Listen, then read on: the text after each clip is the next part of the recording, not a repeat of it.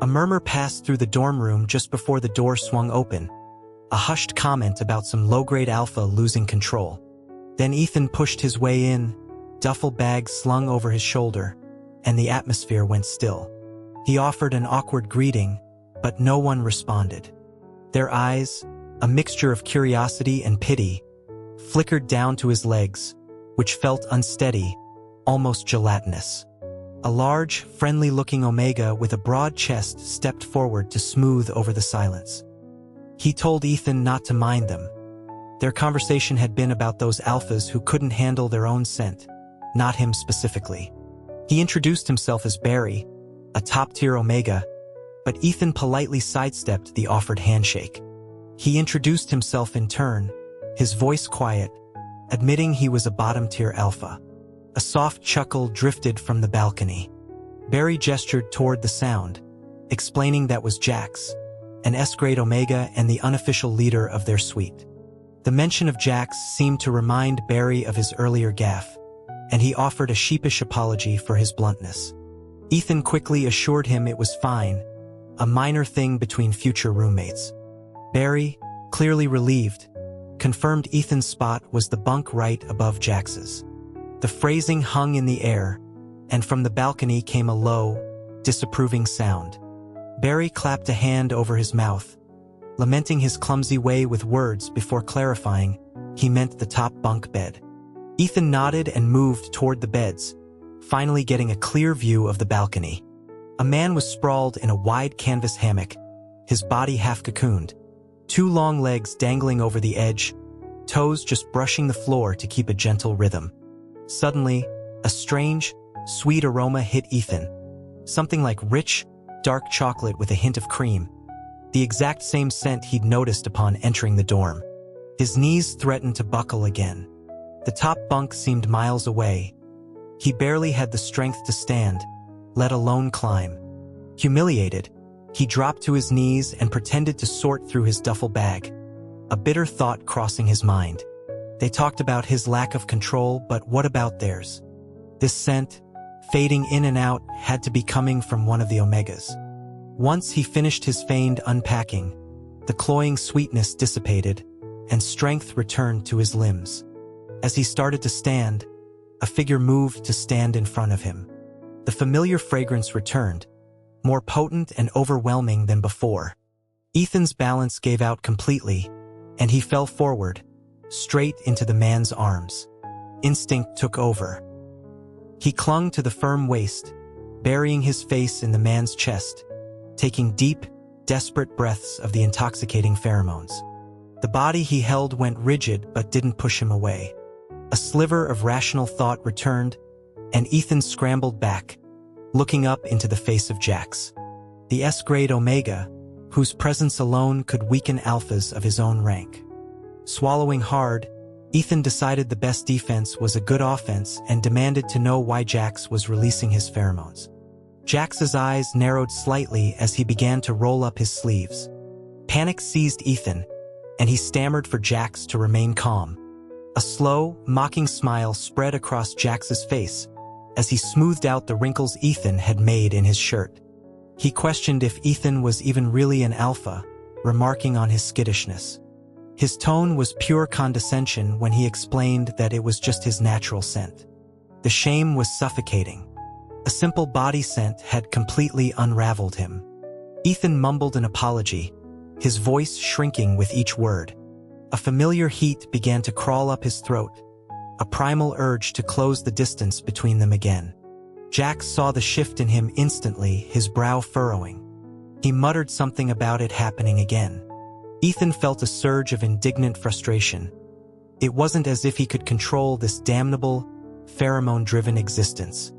Jax's expression remained unreadable as he tossed a folded sweatshirt at him with a soft, dismissive laugh, telling him it was something to look at while he thirsted. The gesture might have been well-intentioned, but for an alpha, it was less like a harmless distraction and more like throwing gasoline on a fire. His voice hoarse, Ethan croaked out a thank you and made the difficult climb to the top bunk. He pulled the covers up and pressed Jax's sweatshirt to his face, inhaling the unique scent of dark chocolate and cream. It wasn't enough. The heat inside him swelled in waves, his blood feeling like it was simmering. A dreadful realization dawned. His susceptibility period might be starting early. He had no other choice. He was sorry, Jax. Usually, these episodes were brief, but this one lingered deep into the night, leaving him feeling strangely unsated. Just as he contemplated one last indulgence, his blanket was pulled away. Through a watery haze, he saw Jax looking down at him. A weak, pathetic excuse that he didn't mean it tumbled from his lips, his voice a ragged whisper. It was useless. The explanation was already ruined. As expected, Jax's expression was severe, his tone reproachful as he asked about Ethan's suppressants. Ethan explained that they had been stolen, and fearing disbelief, he elaborated on being mugged shortly after arriving in the city, the story punctuated by a series of dry coughs. Jax made a quiet sound of acknowledgement that sounded entirely unconvinced. Before Ethan could protest his innocence further, Jax cut him off, his voice flat and devoid of warmth. He was definitely angry, but it wasn't entirely Ethan's fault. Who could have predicted such a string of bad luck? First the robbery and the loss of his suppressants, then being assigned to a dorm with Omegas, one of whom was a potent S-grade. If he weren't a measly E-grade, completely beneath someone like Jax, it would almost seem like fate. And besides, was Jax entirely blameless? His natural scent was overpowering, and he just happened to be in the bunk below. It wasn't as if Ethan had actually done anything to him. The more he thought about it, the more wronged he felt. Suddenly, Jax said his name, Ethan, and his bravado vanished. He immediately began to apologize again, but Jax interrupted him with a soft chuckle, handing something over. He commented on how weak Ethan was, unable to even protect himself. It was a box of suppressant patches. Ethan felt his eyes burn, an overwhelming urge to thank him properly welling up. The emotion was too much, and a tear slipped down his cheek. Jax laughed, a clear, mocking sound. He told him to stop crying, that he'd cry all his luck away and no Omega would ever want him. The words were teasing, like placating a child, and it made Ethan's teeth ache with frustration, though he dared not act on it. At Jax's instruction to move closer, Ethan obediently shifted, exposing the swollen gland on his neck. Jax made a clicking sound with his tongue, remarking on how bad it was and how surprised he was that Ethan had endured it for so long. His touch was surprisingly gentle as he applied the patch, his movements careful. The cool sensation was an incredible relief. They said even the most assertive Omegas had a nurturing side, and it seemed to be true. With Jax's suppressant working its magic, the fever in his body slowly receded. Jax, true to his word, stayed until he was sure Ethan had stabilized before returning to his own bed. Just before sleep claimed him, Ethan heard a muffled murmur from below. "Night, Alpha." The kindness, after everything, was overwhelming. He lay awake for hours, too grateful and excited to sleep, careful not to move and disturb the person below. He finally drifted off as dawn broke. Sleep deprivation was a curse at any age. The jarring buzz of his alarm felt like it came only moments after he'd closed his eyes. He dragged himself to the university orientation with dark circles under his eyes. Today included the mandatory entrance testing, a process to measure every student's pheromones and reevaluate their official rankings. The university's equipment was supposedly more accurate than any clinic's, but for Ethan, it was his most dreaded academic ritual. People were naturally curious about the pheromones and ranks of others, so these public tests always drew a crowd. It was a spectacle of demotions met with jeers and promotions met with congratulations. As the only E-grade alpha on campus, Ethan wanted nothing more than to disappear. He was lucky for a time. The administrators worked their way down the list, and the crowd began to thin, but his name wasn't called. Finally, only 2 people remained. And for some reason, the second to last person was his benefactor, Jax. Jax was a campus celebrity. The news that he was next to be tested sent a ripple through the remaining students. People from other departments wandered over, hoping to catch a whiff of his renowned pheromones. Under the expectant gaze of the crowd, the testing machine's light began to glow, growing brighter and brighter until it was blinding. An administrator, eyes wide, slammed the emergency stop button. Someone in the crowd remarked that Jax was only an S grade because S was the highest rank available. Another wondered aloud if even a team of alphas could help him through his heat. Before the thought could be completed, Barry slammed a fist into the speaker's jaw. "You piece of trash." The guy staggered back, pointing a finger at Ethan. He spat that if he was trash, then what did that make the guy next to him, a worthless alpha who couldn't even control his own scent? He was cut off by a second blow. Jax stood over him, his voice like ice. "Get lost." After 2 hits, the guy's bravado shattered, and he scrambled away into the crowd. Jax turned to Ethan and asked if he was okay. Ethan, still reeling from the faint scent clinging to Jax, could only manage a shaky confirmation. Barry clapped him on the shoulder, telling him to ignore those people who thought being an alpha made them superior. A wave of warmth washed over Ethan. He truly was lucky to have found such good roommates. He thanked Barry and Jax. "Just Jax is fine," Jax said. Barry paused, confused. He asked why he wasn't allowed to call him by his first name before. Jax's eyes, however, were fixed on Ethan as he replied that he was giving Ethan permission to use his name, not Barry. It was strange, but before Ethan could process it, an administrator called out, asking if anyone was left. Barry eagerly raised a hand and pushed Ethan forward, announcing his roommates still needed to be tested. Ethan wanted to refuse, but the staff member was clearly in a hurry and had no patience for his reluctance. The machine was reset, and Ethan was positioned inside. The test light emitted a faint, pitiful glow. The onlookers exchanged hesitant, pitying glances. The administrator told him not to feel too bad. Maybe the machine was malfunctioning.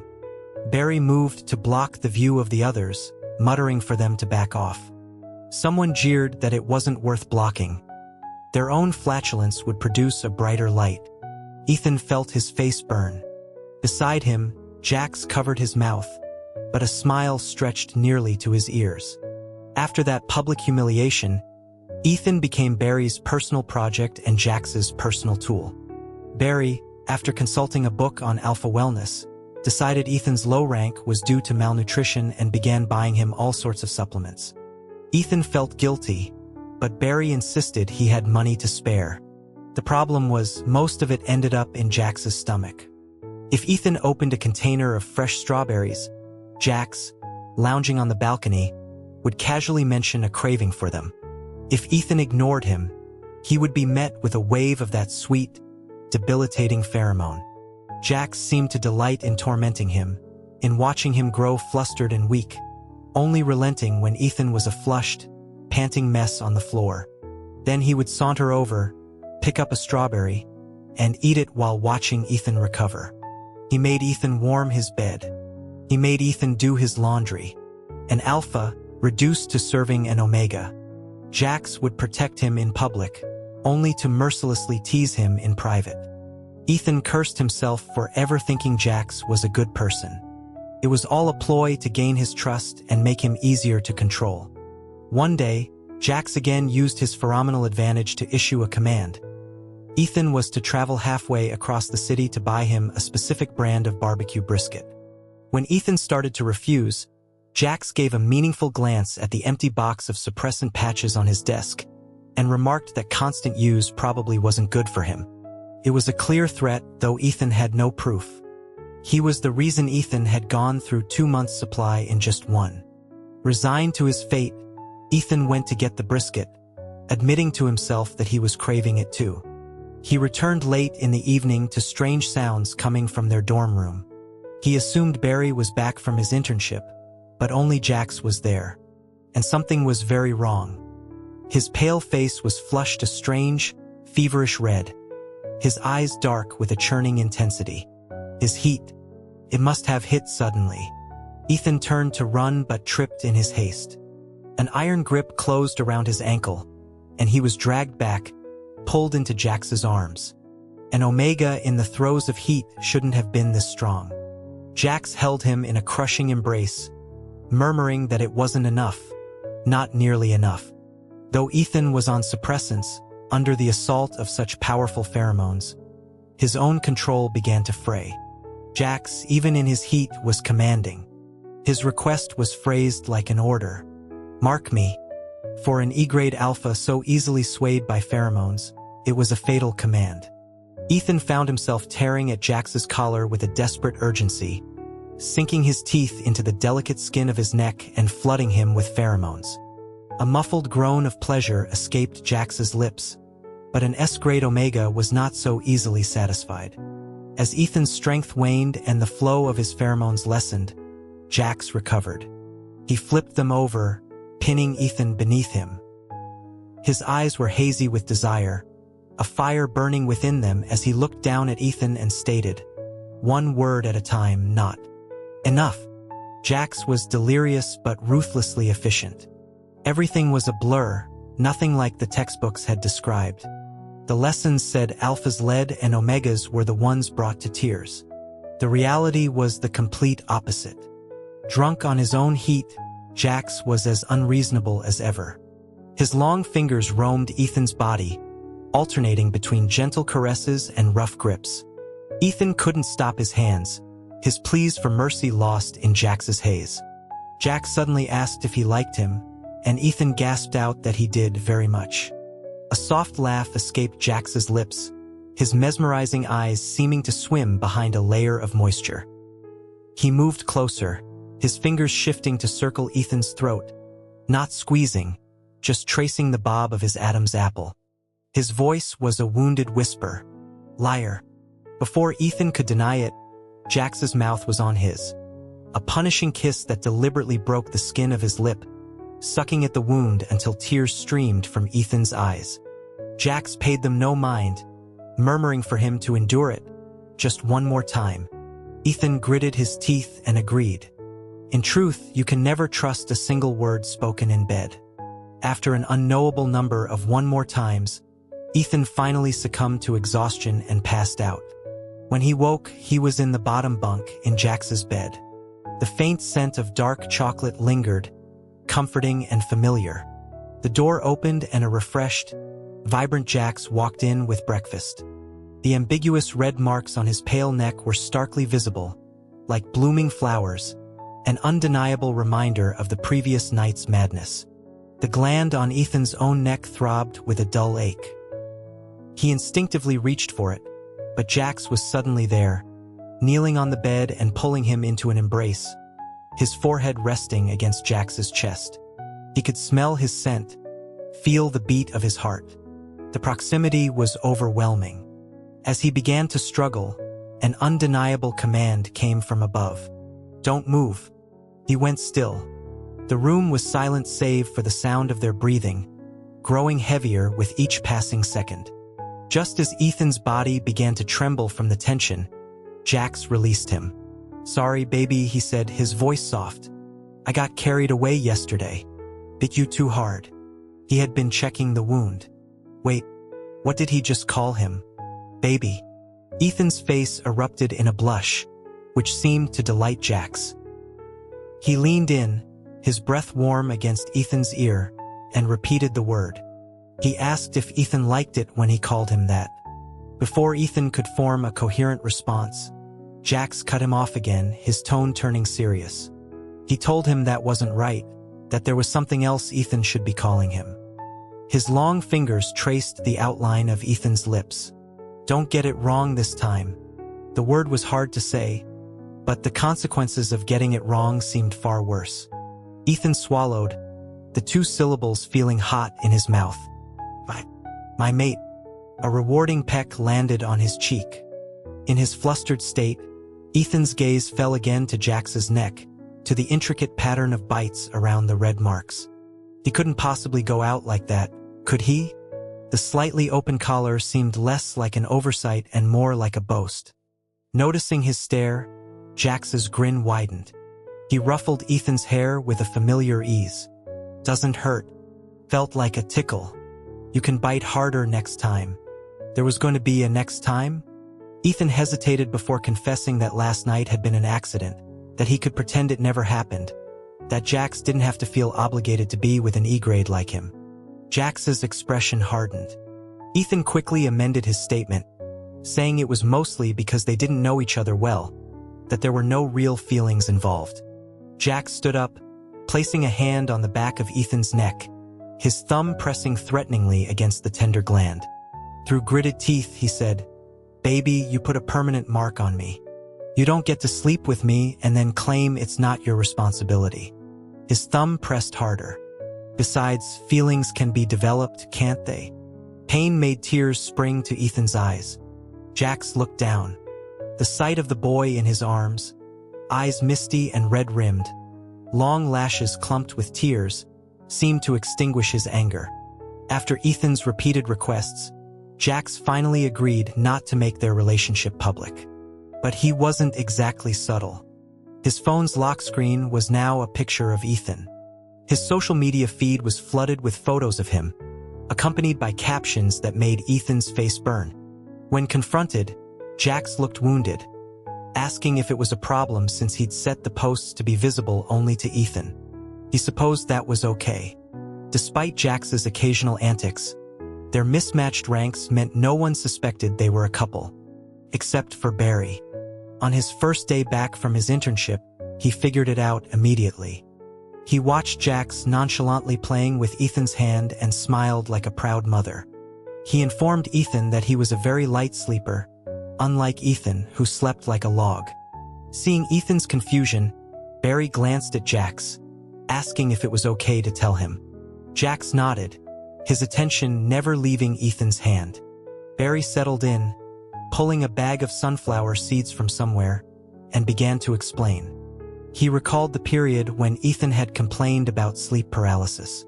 That hadn't been a ghost. It had been Jax, climbing into his bed in the middle of the night. Their biological grades were worlds apart, but their pheromone compatibility was off the charts. Ethan was confused. They'd never been tested together. Barry corrected him. Jax had gone to get them tested the day after Ethan moved in. The result was 98%. Ethan's pheromones would often leak out while he slept, and Jax, unable to control himself, would climb into his bunk. Barry had decided they looked exhausted and decided to give them some space. So his internship was for their sake? Mostly, Barry admitted. A small part of him had just wanted to go on vacation. Before he could say more, a look from Jax silenced him. Barry announced he was going for a walk and hurried out. Jax nuzzled his neck affectionately. "So now you know everything. Can we go public?" Ethan asked for a little more time. In response, Jax bit his larynx, a sharp, tingling pain followed by hot breath that made his skin itch. "Why not?" Jax's voice was a low growl. "Are you ashamed of me?" Ethan didn't answer. Jax's grip tightened. Bad babies need to be punished. Time seemed to accelerate with someone constantly by his side. The semester flew by, and soon it was time for break. Ethan could sense Jax's growing agitation. He needed Ethan's pheromones more and more frequently for comfort. Ethan suspected he was hiding something. On the day they were supposed to leave, his suspicions were confirmed. He secretly followed Jax and saw another alpha waiting for him. The man was striking, sharp brows, intense eyes, a strong jawline, and a commanding presence. He looked like a far more suitable alpha than Ethan could ever hope to be. The man took Jax's luggage, his expression softening as Jax grinned at him. So that was why Jax had refused Ethan's offer to see him off. He was afraid the other alpha would find out about him. It was a familiar story. Before he presented, everyone, including his high school sweetheart, Sierra, had assumed he'd be an Omega. Their prominent families had practically arranged their future. But he'd presented as an alpha. Even as a low-grade E, he was still an alpha, unable to carry a child. The ever-present pressure from Sierra's family to formalize their relationship vanished overnight. When he went to her house, he was told she had gone to study abroad. No good vie. He thought they were still friends, but it was worse than that. He had been raised to be an Omega, and now he was an outcast among alphas. Old Omega friends insisted on propriety between them. Other alphas sneered at him, joking that his inferior pheromones were probably toxic. In a few short months, he went from being prized to being despised. The prejudices he'd never noticed before were now sharp blades cutting him to pieces. And the worst part was, no one thought they were doing anything wrong. To save himself, he'd left his hometown for Northwood University, a school that preached equality, and met a group of wonderful people who had quietly healed his hidden wounds. But he never thought Jax would deceive him too. Back in the empty dorm, he hesitated but couldn't bring himself to delete Jax from his contacts. A dark, possessive thought took hold. He had permanently marked Jax. No matter how close he got to that other alpha, he couldn't escape him. The thought brought a sliver of comfort. A moment later, his phone buzzed. It was Jax. A message saying it had been 3 hours since they parted. Another followed, a picture of a sad puppy, saying he missed his baby. He didn't want to reply, but his fingers had a mind of their own. He was the one who was deceived, the one who was hurting, the one who couldn't let go. Why should Jax get off so easily? If he was going to run off with another alpha, Ethan would make sure he suffered for it, that he wouldn't have a moment of peace with him. He quickly posted a question on an online forum. The responses were enthusiastic, giving him enough ideas to torment Jax for the entire month. Certain that Jax wouldn't be returning to campus, Ethan grew bolder. Following one user's advice, he took a suggestive photo. In it, a young man bit the collar of his black t-shirt, exposing a lean waist wrapped in a delicate silver chain that gleamed in the light. It was a side of himself he had never shown before. As predicted, Jax couldn't handle it. A video call request came through immediately. Ethan rejected it. A second later, a stream of voice messages began to pour in, each one a full 60 seconds long. Jax's voice was ragged, asking why Ethan was doing this to him, why he wouldn't answer if the picture was for him. He complained that Ethan never wore things like that at school. He sounded breathless, saying how good Ethan looked, how much he wanted his pheromones, how much he was suffering. Good. Let him suffer. A video call was out of the question, but he could send more photos from different angles. It sent Jax into a frenzy on the other end. Ethan was engrossed in his work, a sense of vindication mixed with a secret, sweet thrill. He had always been so worried Jax would reject him for being an E-grade. Now that his greatest fear had come true, there was nothing left to be afraid of. He would love Jax without reservation, right up until the moment he lost him for good. That evening, he was scrolling through replies, looking for a new plan, when a username caught his eye. Chocolate coffee. His pheromones were bitter coffee. Jax's were milk chocolate. The user's suggestions were a little twisted, but they sounded exciting. He'd recently bought a few props that would be perfect. This time, he shot a video. The figure in the video was draped in strings of pearls, the warm lighting accentuating the faint lines of his abs. But what was most captivating were his hands, bound together, as if being pulled forward by an unseen force. He stumbled forward, the pearls shimmering in the shifting light. The entire scene radiated a restrained sensuality that made the viewer on the other end of the screen's breath catch. For Jax, it was the final straw. He'd been on edge for a week, teetering on the brink, desperately craving Ethan's pheromones. This time, he didn't have to endure it. When Ethan saw Jax standing outside his door, his first reaction was shock, followed by an instinct to flee. He turned too quickly, tripping over the long cord he'd been using for his video setup. He hit the floor hard, the strings of pearls scattering with a series of sharp clicks. The pain stole his breath. Before he could recover, he felt a tug on the cord still wrapped around his wrist. Jax was pulling him closer. He seemed thinner, his face unnaturally pale. Jax wrapped him in a tight embrace, his body trembling slightly, his voice fragile. Pheromones. I need your pheromones. Ethan immediately bit his gland, releasing all the pent-up pheromones he'd been suppressing. Jax went limp against him, as if he'd fainted. Ethan called his name, panicking.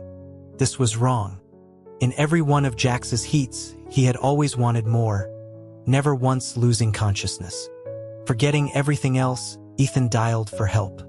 In the hospital, the doctor regarded him with a bemused expression. He confirmed that Jax was, in fact, pregnant. The doctor, a man with a large, shiny forehead, stated very seriously that Ethan should not doubt his professional skills. Ethan argued that he was just an E-grade alpha. It shouldn't have been that easy. The doctor countered that his partner was an S-grade omega. Just because Ethan's system was inefficient didn't mean his partner's was.